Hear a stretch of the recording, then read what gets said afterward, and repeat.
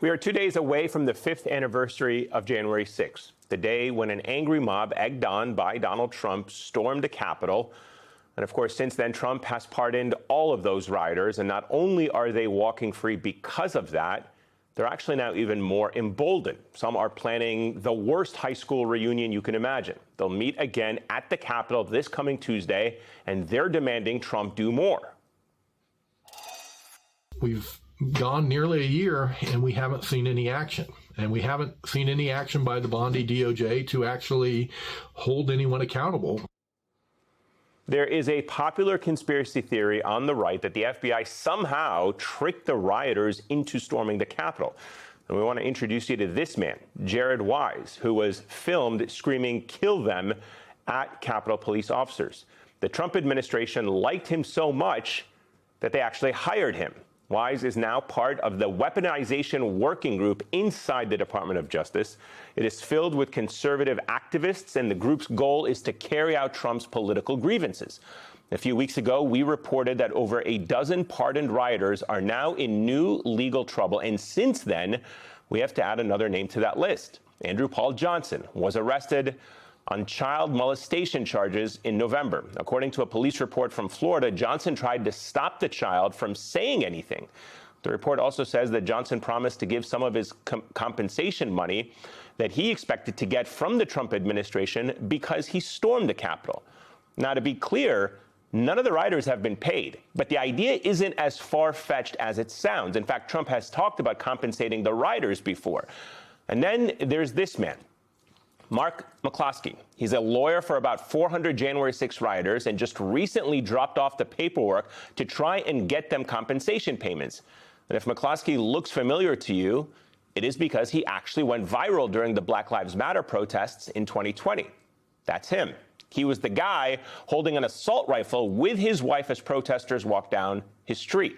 And he claimed that he was trying to simply protect his property. Both he and his wife actually pled guilty to misdemeanor charges because of that. Joining us now is someone who defended the Capitol on that day, Michael Fanone, former D.C. police officer and advisory board member and spokesman for Home of the Brave. Michael, it's good to have you with us. When you hear about what has happened to January 6 rioters and the fact that they are now pushing for the prosecutors to be prosecuted, and some are trying to get paid for their actions or compensated for it, how does that make you feel as we approach this 5th anniversary? I mean, I'll be honest with you, at this point in the game, I really couldn't care less. It wouldn't surprise me in the least if this Department of Justice, and I use that term now loosely, pays these individuals who, let me remind everybody, are insurrectionists, many of whom were charged with seditious treason and found guilty of those charges. And so these are traitors to our country. But, this administration has gotten into bed with them and sees them as great patriots. So it's no surprise to me that they're seeking these damages and that they may very well succeed. Michael, did you have the chance to go through either the transcript or any of the video of special counsel Jack Smith's deposition? It was dropped on New Year's Eve by Republicans, so I wouldn't be surprised if a lot of people have not had the chance to see it. That seemed to be part of the strategy there. But did any part of what Smith laid out, either resonate with you, give you a new sense of purpose, or believe that it'll at least imbue this anniversary with some additional meaning so that the American people don't lose sight of what happened here? Yeah, I mean, just for those of you that may have been caught up in the holiday season or the New Year's festivities, Jack Smith, who's the special prosecutor appointed by Merrick Garland to oversee the January 6th investigation, testified under oath that as a result of his investigation, the Department of Justice had collected evidence that proved proof beyond a reasonable doubt that Donald Trump orchestrated, funded, and incited the January 6th insurrection, which was fueled by his lies in an attempt to deprive us of the results of a free and fair election. In my mind, I mean, you can call it what you want, but Donald Trump is guilty of treason. And we have an illegitimate president in this country. The Constitution clearly states that anyone that engages in insurrection, which we all watched play out before our very eyes. I didn't need to hear Jack Smith tell me, but I appreciate his efforts, and it's a shame that Merrick Garland was such a coward that he prolonged and procrastinated engaging in that investigation and didn't allow the American people to see its results.